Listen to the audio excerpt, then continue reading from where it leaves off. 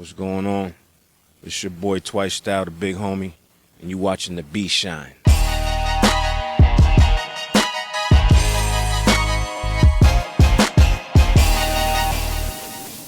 Just the two turntables and the microphone effect of being at a block party, being on the microphone and the DJ spinning the break beat, holding it for you, dropping the beat, and then you having to rhyme over it. Just the creative part of sitting down and building rhymes.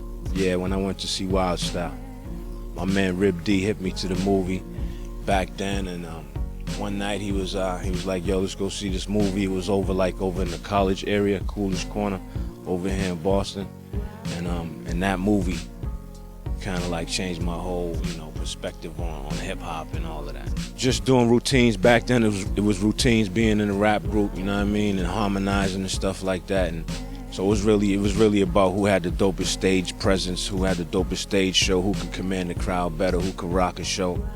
And so that, that's what it was all about. That's what we did all the time, sit down during the week and write rhymes, and then on the weekends at the lounges and the bars and wherever they had stages and live performance, we'd go there and rip. Ben's Lounge, Cortez, Roxy, Roscoe's. Oh, when we started to, get professional about it and take our money that we was making and go into the studio, look on the back of artists, LL, Public Enemy, people that was out back then to see where they was recording at, Chung King or wherever it was. And then we would go there and start making our albums and meeting people and making our way. The group, we had Almighty RSO back then, we had the PC Crew, we had the Body Rock MCs, which was me and Big Chuck, and there was a lot of crews back then, man, and somehow we just ended up forming, like the best of all the crews ended up forming into the extended part of Almighty RSO, and then we later changed our name to Made Men. My family was supportive of it. My mother, she's an artist. She always, was into drawing and stuff like that, modeling. And so being artistic came natural, man. Be relevant, trying to stay crafty with your wordplay and your song and concepts. I think we've been in the game for a minute. You know what I mean? And so you always want to stay ahead of your craft and build and grow with your music. So that's probably one of the biggest. It's not an obstacle, it's a challenge that I like, because to me you can't always be rapping about the same thing you've been rapping about for years if you've been in the game for a while, if you know what I mean. So being consistent with the group, being brothers for a long time and making good music, I think that's one of the milestones, one of the highlights that I always stick with, and that I always say that, we always made good music. So, I always was fashionable, I always was into fashion, and for the groups, I always kind of like was the one that determined like what we would wear, and the whole Bruins B and all of that. Anyone that knows Almighty RSO know that we rocked the Bruins B for Boston Strong back then. And so I got into fashion.